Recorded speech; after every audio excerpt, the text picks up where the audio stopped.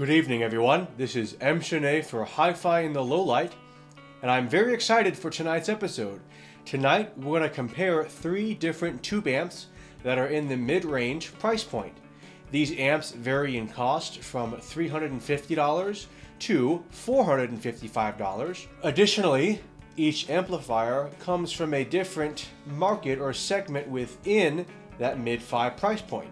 So I'm going to introduce, of course, the amps that we're talking about, as well as talk about the differences between these different segments within the audiophile amplifier market. So let's take a look at our first amp. Up first is the Garage 1217 Project Ember. Now the Project Ember is what I would consider to be a soft, moddable amplifier. The configuration that I'm going to review has cost me $455. This includes the tube, the adapter for the tube, and then the unit itself pre-assembled. Now, when I say soft moddable, I mean that you can make circuit configurations or circuit changes without any soldering required. So you can reverse these very easily. And you're able to soft mod the Ember because when you get it pre-assembled, it comes with a series of jumpers, as well as the little black plugs for the jumpers that let you, again, change the circuit modification. So when I pull off the CNC metal chassis, I can change the position of the different jumpers to change how the circuit operates or change what components are in the audio circuit or the amplifying circuit. I also mentioned that each of these three amps operates differently. The Project Ember is unique because it is a hybrid tube amp, which means that it features both a tube and a solid-state transistor to assist in the amplification process. Now, I do need to say that I've owned the Ember for about 2 years, and it has been my reference amp during that time. So I do have the Project Ember configured specifically for my system. I also want to say that I consider swapping out the tube to be another soft mod, as you can perform this very easily. Now, let's take a look at our next amplifier in this comparison. Up next is a modded, or I should say a hard modded, APPJ PA1502A. So this amp was hard modded in the sense that I purchased the base unit for $200. I also purchased capacitors as well as a set of bypass capacitors that I had soldered into this amplifier. So what's been upgraded is the output circuit for this amp has had the quality of those capacitors upgraded, but I also changed how the circuit operates by choosing to install those bypass caps. So this amp is hard modded in the sense that I have to solder those components in, and if I wanted to reverse those changes, I have to solder them out. Now my total cost for this unit was $395. This does also include labor, as I did purchase the components myself, but I did pay to have somebody else solder them in for me.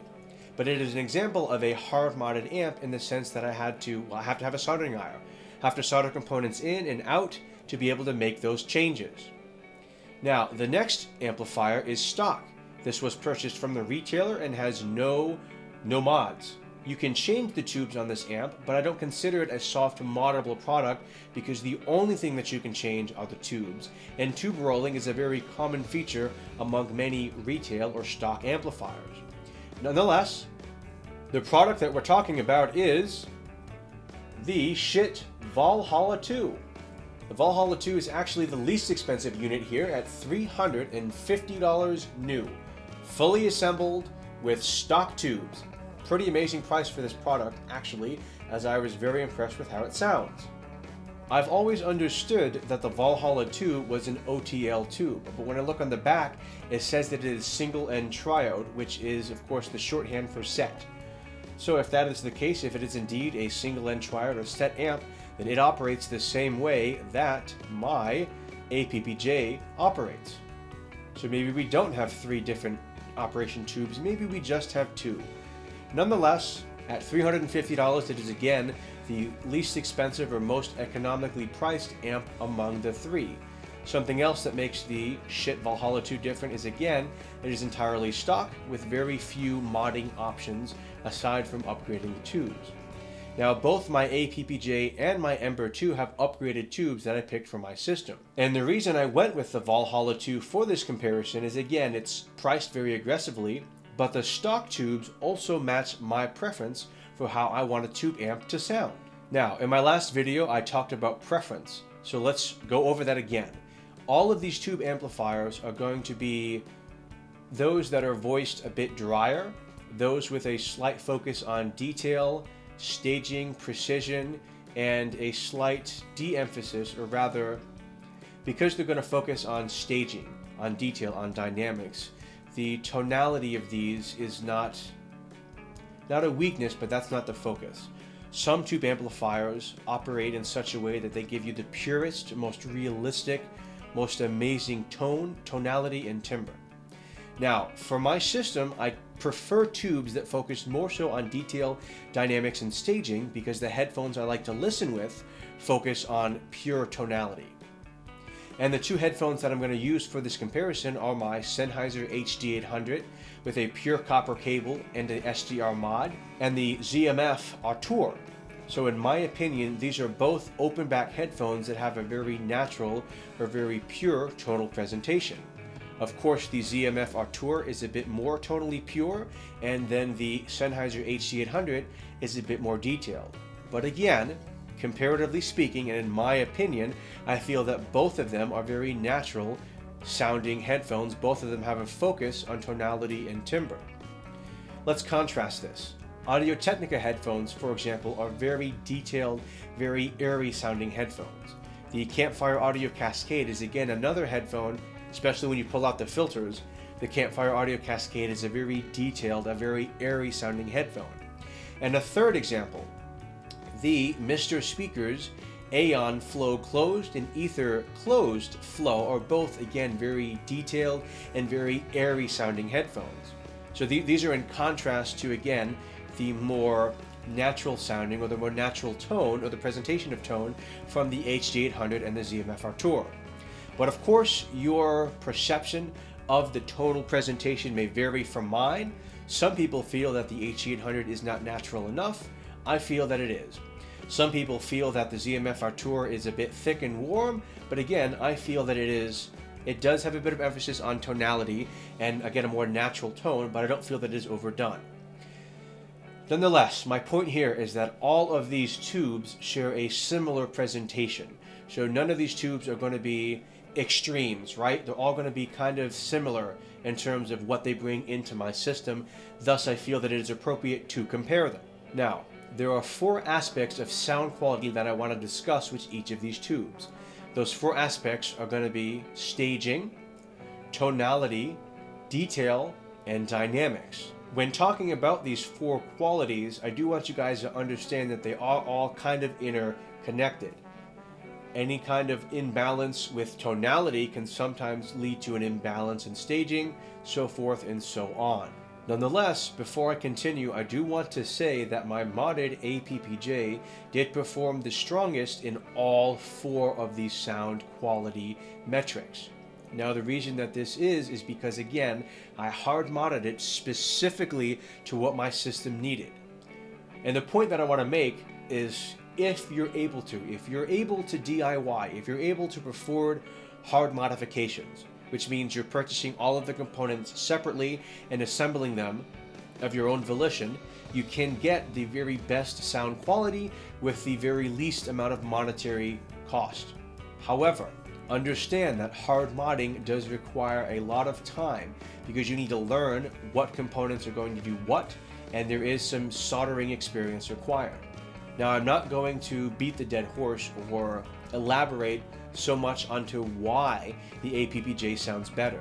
This is because I feel that the DIY community already knows the strengths of do-it-yourself, right? They already know why it's better to build something yourself specific to your system, or why it's sometimes better to purchase a pre-existing amplifier and modifier to make hard mod changes. So again, straight out of the bat, right off the bat, to start this video off, I want to say, if you can hard mod an amplifier yourself, or if you can build an amplifier yourself, you are going to get the best sound quality for your system for the least amount of money. but you have to involve or invest a lot of time and a lot of energy, as there is some knowledge and experience required. Now, my channel is not geared towards those DIY guys. My focus or my audience is going to be those of you who are going to purchase retail amplifiers or maybe even go the soft mod route. I feel that the DIY community is very strong and very close, so I don't have enough to offer them to be able to target them specifically. But I hope that my subjective impression, or I hope that in this review, when I tell you that the hard modded amp performed the best, if you're curious about going DIY, I hope that that does push you in that direction. And let's spend a little bit of time elaborating. I felt that the APPJ, in comparison to the Shit Valhalla 2 and the Project Ember, had better staging precision, had a more pure tone, had a more balanced presentation of the envelope, had better detail retrieval, as well as it was just simply better. There was more detail that I could discern. Precision within the staging was more discernible. Transients were more discernible. The tone I felt was more balanced and more pure. But again, the investment in time on my part was about 6 to 7 months, not including the time that I had to spend to wait for the amplifier to be modified. Another qualm or hesitation that I have with focusing solely on why the hard modded amp is better is that there is some risk involved in hard modding an amp. If the components that I chose did not do what I thought they were going to do, I would have to spend more money having those components desoldered out and having new components installed. So there is a risk involved in going DIY. And if you're willing to accept that risk and you're willing to accept that investment in time, then again, you can get the best product for the least amount of money. Nonetheless, moving forward, we are going to focus more specifically on how the Project Ember 2 compares to the Shit Valhalla 2. And I am going to focus specifically on how they perform with dynamic headphones. The reason I'm only using dynamic headphones is that typically, in many situations, a hybrid tube amp is going to power or drive planar magnetics better than a single end triode. Now, this is not a blanket statement. There are some single end triode. There may even be some OTL tube amps that do an amazing job with planar magnetics. But I have found that in my experience, in this $350 to $450 price bracket, the hybrid tube amps do the best. And there are many hybrid tube amps in this price point. So again, for the sake or for the purpose of consistency and relevancy in this review, I am just going to focus on how these tube amps work with dynamic headphones. Now, one final thing that I will say about the hard modded amp is it does have one fatal flaw. If I put the amp into high gain and I turn my volume knob to the 80% mark, it is a little bit noisier than the other two. So out of the 3 amps, on low gain, it is the quietest. But when I switch that amp to high gain and I go past the 80% mark on the volume pot, it does become noisier than the other two. And for better or worse, about 10% of my music requires that I be at that 80% mark. And I actually do have about 3 to 4 decibels of headroom even at the 80% mark. Nonetheless, for 90% of the music in my collection, it is hands down better than either of the retail available options. So guys, let's not focus on it. Maybe at some point in the future, I will focus on some hard modded options or some DIY builds, but again, that is a topic for another day. Right now, let's talk about the main differences in performance between the Valhalla 2 and the Project Ember 2. First and foremost, I did find that the Valhalla 2 was in fact quieter. The 100% stock configuration of the Valhalla 2 did have less audible noise and less audible hum in comparison to the Project Ember. Let's start with tonality. So the Ember 2 is a bit polarizing. It measures very cleanly. However, again, I feel that while its even tonality is discernible, the bass is a bit diffuse or a little bit fuller than what it should be. Additionally, the Project Ember 2, as I have it configured, does put some emphasis on the attack in terms of how it presents the envelope. So you can say that it is a slightly aggressive sounding amplifier. Now it does achieve balance because yes, for the mid-range and up, there is a slight emphasis on the attack, but when we get into the lows, it is a bit fuller. So maybe there is some emphasis on the decay, the sustain, and the release. But overall, having this polarizing presentation, this aggressive, mid to top end presentation with a somewhat more relaxed or more laid back low end presentation does give it a more even tonal balance, in my opinion. I also feel that because it has that slight emphasis on attack, and how it presents the envelope, that it does a better job with staging. I do feel that while listening with the Project Ember and while listening with the HD800 and the ZMF Artur, that the Ember was more precise. Some of the tracks that I listened to were drum and piano tracks, and I know for a fact that a drum kit has multiple microphones on it. So when you're recording drums, there are multiple mics at different points of that kit. And when listening to drumming tracks, so just drums, because I like drum solos, I think drums are really cool sounding, of course. But when just listening to a drum track, I am more able to follow or discern where the drummer is. I'm more able to follow him as he changes his position, right? As he spans from left to right, as he moves around in that recorded space, the Project Ember 2 presents that movement more precisely than the Valhalla 2. Now, those are the strengths of the Ember, are going to be its slightly more even tonality because of its polarizing presentation and its sharper or more precise staging. On the other hand, the Valhalla 2 for $100 less does this. Number one, it's quieter. High gain and low gain, it presents itself with less audible noise. The other amazing thing that the Valhalla 2 does, and I'm getting excited now, is the way that it presents microdynamics. The detail and microdynamics, just the presentation of those smaller gradual changes in volume on the Valhalla 2 is exceptional. In many instances, it was just behind my modded set. So for $100 less than the Ember, for $50 less, and at a purely stock configuration, I am again absolutely positively blown away by how discernible, or how the degree of exactness with which the Valhalla 2 presents microdynamic changes is again exceptional. It is very good. This makes it a very detailed amplifier to listen to.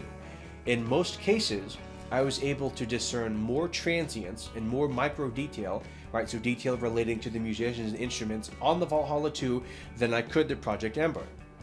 Now, the tonality and staging of the Valhalla 2 are different from the Ember. I do feel that the Valhalla 2 does have a slight forwardness in the mid-range and does have a sharpness or somewhat of a glare in the top end.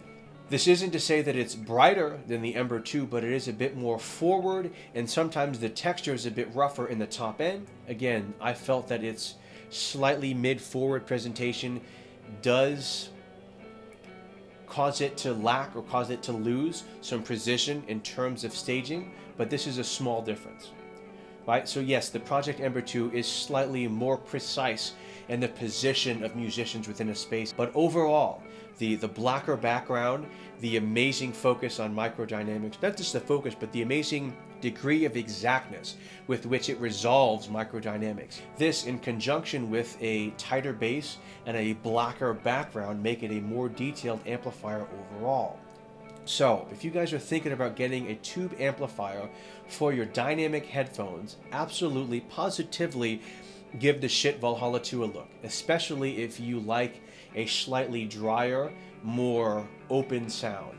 Right? If your focus on an amp, or if your desire for an amp is one that has a slight focus on detail, dynamics, and a slight focus on a quiet amp. If you have headphones like the AKG K702, like the EMU Purple Heart, headphones like the Sennheiser HD600, if you have those more natural sounding, those full-bodied headphones, the Valhalla 2 is going to be an exceptional amp for you. And I did actually listen to the Valhalla 2 with some of those brighter, more detailed headphones, like my own Audio-Technica ES10 and my Campfire Audio Cascade with no filter. And I don't necessarily know that the Valhalla 2 is the amp that I would go to for those headphones. I will also say that the ZMF closed back and open back headphones do sound exceptional with the Valhalla 2. I do think that if you have a very wide collection, if you have a big collection of headphones, dynamics, planar magnetics, as well as headphones that have some very contrasting tonal presentations, you may be better off with the Project Ember. So again, let's go back to the strengths of the Project Ember. The Project Ember is one of the most versatile tube amps in its price point. I configure the Ember specifically around one headphone in my system. And to this day, I actually have two tubes that I keep on hand for my Ember. One of those tubes works better with planar magnetics. One of those tubes works better with dynamics. Now, since I have owned my modded APPJ, I don't use the Project Ember for dynamics anymore, but in this comparison, I did, again, switch between the two tubes and did find that I had the second tube for dynamics was preferential. What's nice is tube rolling with the Ember is relatively inexpensive because you just need one tube. Tube rolling with the Valhalla 2 can change its tonal balance and can make it more compatible with a wider range of headphones, but you need to buy two pairs. So let's go over those again. I do think that for dynamic headphones as a whole, the Valhalla 2 is the more high fidelity amp. My hesitation with recommending the Valhalla 2 to those of you that have a big collection of headphones is it can be a bit expensive to purchase tubes to change the Valhalla's presentation to be complementary to different kinds of sound. So it is the more high fidelity amp, and if you're willing to purchase different tubes to change the tonal balance to complement different headphones, then by all means do it. Now my hesitation though is when you start buying 2 or 3 pairs of tubes to make slight changes to tonal presentation, you're going to start to spend a lot more money. An example, I got the Valhalla 2 with a different set of driver tubes, and the guy who sent me his Valhalla 2, a friend, said that he paid about $100 for those driver tubes. So now we go from $350 to $450, and those driver tubes actually made the amp a little bit fuller. And while I liked that fuller sound with my Audio-Technica ES10 and my Campfire Cascade, at $350, it's a good deal. But when I get to $450, $450 to have the stock configuration and to have a slightly fuller configuration for two different kinds of headphones, I don't feel the value is as strong. So yes, the Schiit Valhalla 2 gets my recommendation 100%. And yes, the Schiit Valhalla 2 is absolutely a very high fidelity product. My only hesitation with it is that I feel it's the best value in stock form. I feel that the Schiit Valhalla 2 in stock form is going to give you the best value and prove itself to be the best deal, right? The stock Valhalla 2, which is slightly dry with a focus on detail, is an exceptional purchase. If you don't want a headphone amplifier that sounds like the Valhalla 2 stock, if you don't want a tube amp with a slightly dry presentation, I would encourage you to look elsewhere, because changing that dry presentation on the Valhalla 2 can get expensive, and the money you're going to spend chasing a different tonal presentation is money that you could spend on a better amp. So again, if you need an amplifier, a tube amplifier that is very versatile and very, very, very flexible, I would encourage you to go with a hybrid. You have a lot more choices with a single tube hybrid amplifier, especially if you need it to complement different tonal presentations and how if you need it to complement different headphones. If you have headphones that sound very different from each other and you want an amp that complements both, you're better off with a hybrid tube. If you have both planar magnetics and dynamics, which are very different loads to drive and power, again, you're better off with a hybrid tube. And as much as I love the Project Ember 2, I do need to say that there are many other hybrid tubes in this price point that are also exceptional. So, in the future, I would like to do another feature that focuses just on the many different hybrid tube options. But for today, for this video and talking about dynamic headphones, again, I feel that the Valhalla 2 is the better choice, especially if you've got those thicker, more natural, more full-bodied sounding headphones. Again, I feel that the stock Valhalla 2 is absolutely a high-fidelity product and deserves nothing but the highest praise from me. It sounds exceptional, and I'm a little bit disappointed in myself for not having a chance to have listened to it sooner. As, again, I really, really loved how the Valhalla 2 paired with my with the ZMF Artur and with my HD800. As always, guys, please leave your questions, comments, and feedback in the section below, the comments section. Please like and subscribe the video, and stay tuned for some more content from me and some future tube features. Have a good night. I appreciate your watching, and happy listening.